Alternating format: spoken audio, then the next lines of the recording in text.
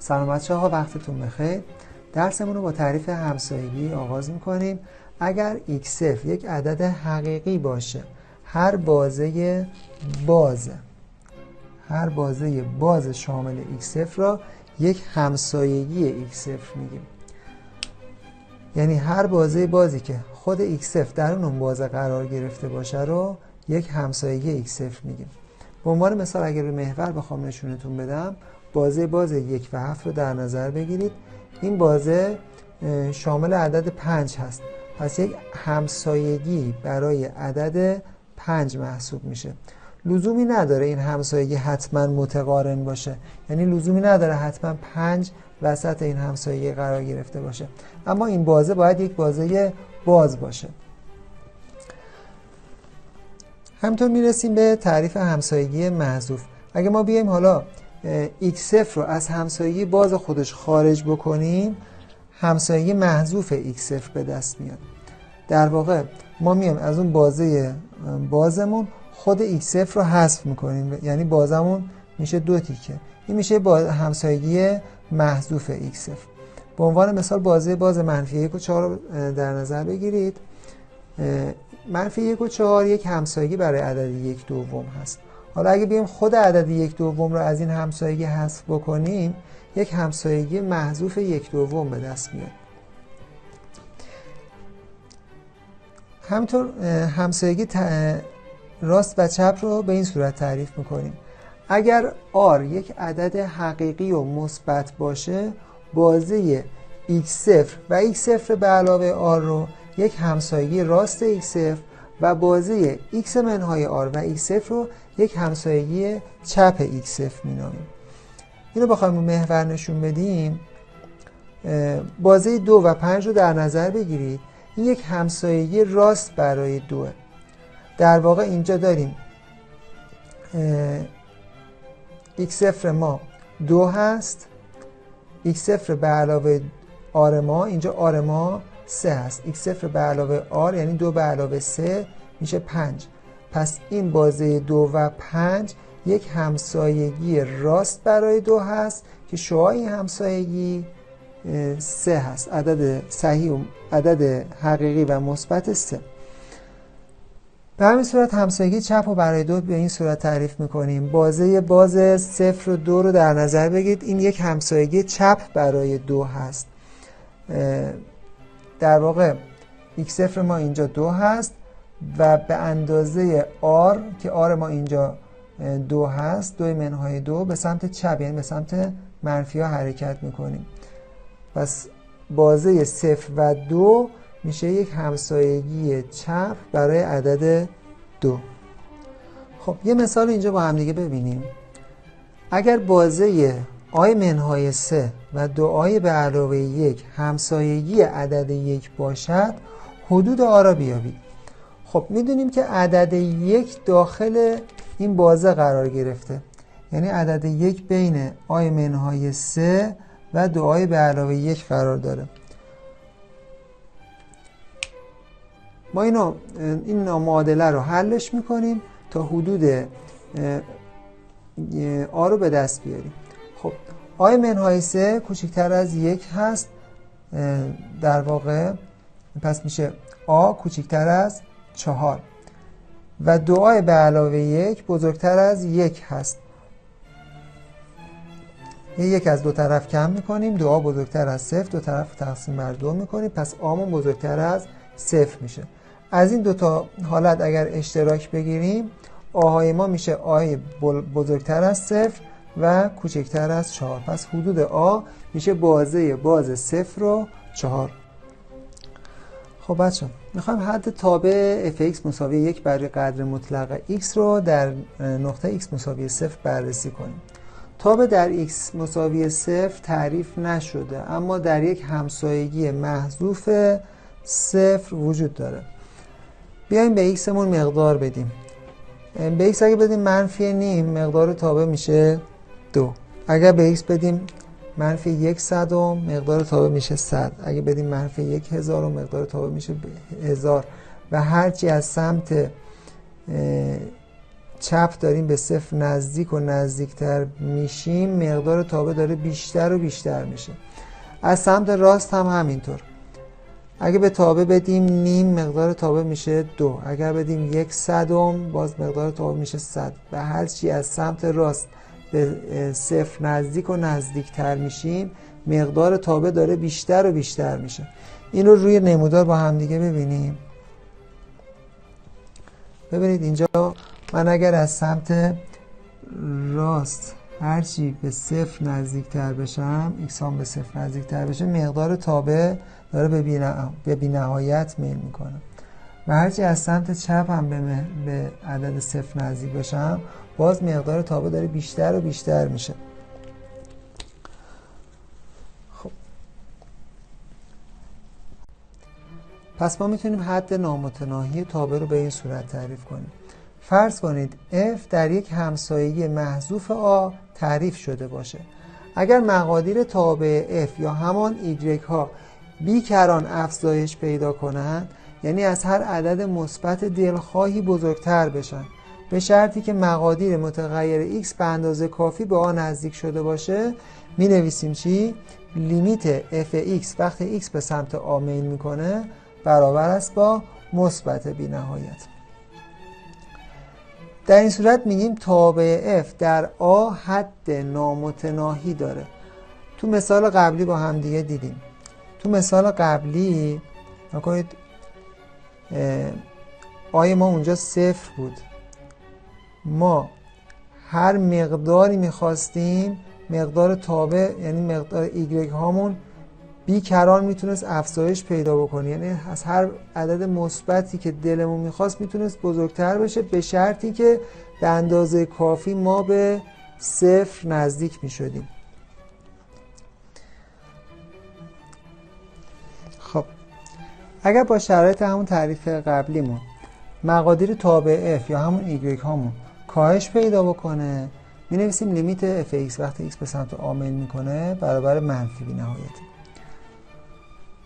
حالا همسایگی راست و چپ میگیم f در یک همسایگی راست نقطه a اگر تعریف شده باشه و مقادیر تابع کاهش یا افزایش یابند، به ترتیب می نویسیم لیمیت f(x) وقتی x به سمت a از سمت راست میل میکنه برابر مثبت بی‌نهایت، در صورتی که مقادیر تابع داره افزایش پیدا میکنه. یا اگه مقادیر تابع کاهش پیدا کنه، یعنی لیمیت f(x) وقتی x از سمت راست به a میل میکنه برابر میشه با منفی بی‌نهایت. به همین صورت همسایگی چپ نقاط رو هم میتونیم تعریف کنیم. یعنی f در یک همسایگی چپ نقطه A تعریف شده باشه و مقادیر تابع کاهش یا افزایش پیدا کنن، به ترتیب می نویسیم لیمیت f(x) وقتی x از سمت چپ به a میل میکنه برابر مثبت بی‌نهایت، و اگر کاهش پیدا کنه میگیم لیمیت f(x) وقتی x از سمت چپ به a میل میکنه برابر با اگر کاهش پیدا کنه برابر با منفی بی‌نهایت. خب بچه چند تا مثال اینجا با هم دیگه ببینیم. تو این تابع میبینید هرچی من از سمت راست به صفر نزدیک و نزدیکتر میشم، مقدار تابع داره افزایش پیدا میکنه به سمت مثبت بی‌نهایت، و هرچی از سمت چپ هم به صفر نزدیک و نزدیکتر میشم، مقدار تابع داره به سمت منفی بی‌نهایت میره. یعنی لیمیت f(x) وقتی x از سمت چپ به صفر میل میکنه برابر منفی بی‌نهایته، و لیمیت x هرچی از سمت x داره از سمت راست به صفر میل میکنه، یعنی از سمت مثبت ها، برابر با چیه؟ برابر با مثبت بی‌نهایته. مثال بعدی رو با هم دیگه ببینیم. توی مثال میبینید هرچی از سمت راست داریم به 2 نزدیک و نزدیکتر میشیم، مقدار تابع به سمت منفی بی‌نهایت میره. هرچی از سمت چپ هم داریم به 2 نزدیک میشیم، باز مقدار تابع داره به سمت منفی بی‌نهایت میره. خب مثال بعدی چطور؟ توی مثال میبینیم که توی نقطه A تابع ما تعریف نشده، ولی توی همسایگی چپ A تابعمون تعریف شده. تو همسایگی راست A که کلا تابعمون تعریف نشده. یعنی اگر از سمت چپ من به x نزدیک و به a نزدیک و نزدیک تر بشم، مقدار تابع داره چی میشه؟ داره میره به سمت منفی بی نهایت. از سمت راست که تابع هم اصلا وجود نداره، نمیتونم با a نزدیک بشم. پس اینجا می نویسیم که حد تابع f(x) وقتی x داره از سمت چپ به a میل میکنه برابر است با منفی بی نهایت. خب حالا بیایم محاسبه حد بی نهایت رو بگیم. اگر لیمیت f(x) وقتی x به سمت a میل میکنه برابر با عدد ناصفر l باشه و حد gx وقتی x به سمت a میل میکنه برابر با 0 باشه، اون موقع میگیم تابع y مساوی f(x) بر روی gx تو نقطه a حد نامتناهی داره یا حد بی نهایت داره. علامت این حد رو چجوری تعیین میکنیم؟ با توجه به علامت L و علامت صفر حدی تابع G توی همسایگی محذوف A علامتش تعیین میشه. همین نکته برای حد چپ و راست هم وجود داره. پس چی شد؟